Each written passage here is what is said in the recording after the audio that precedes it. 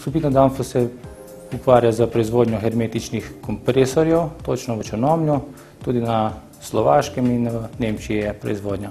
Mi smo se prijavili s tem projektom za učinkovito podjetje, ker smo šli z več projekti v investicijo energetsko.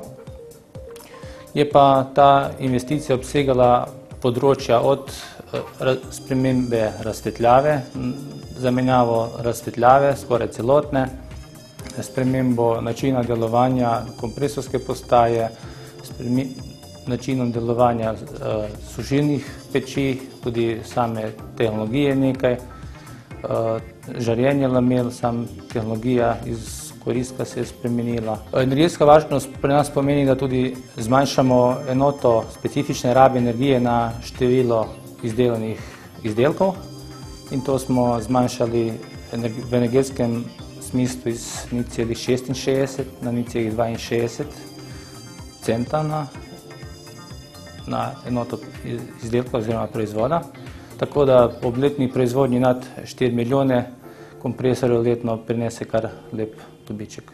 Predstavil bi najbolj enostavno zadevo, ki je nekako lahko skoraj vsaka slovenska industrija izpelje, je zamenjava razsvetljave, potem je vpeljava kakšnih izmenjevalnikov toplote, pa tudi osveščanje ljudi na tem področju.